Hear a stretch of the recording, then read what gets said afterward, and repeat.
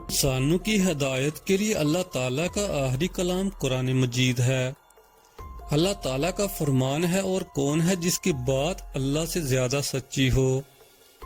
الغرض قرآن کریم کل بھی سچا تھا، آج بھی سچا ہے، اور قیامت تک اس کی صداقت کی شہادتیں آتی رہیں گی۔ اللہ تعالیٰ نے قرآن کریم میں قیامت کے منظر کو یوں بیان کیا ہے: ہم آج ان کے منہوں پر مہر لگا دیں گے، اور ان کے ہاتھ ہم سے کلام کریں گے، اور ان کے پاؤں ان کے کرتوتوں کی گواہی دیں گے۔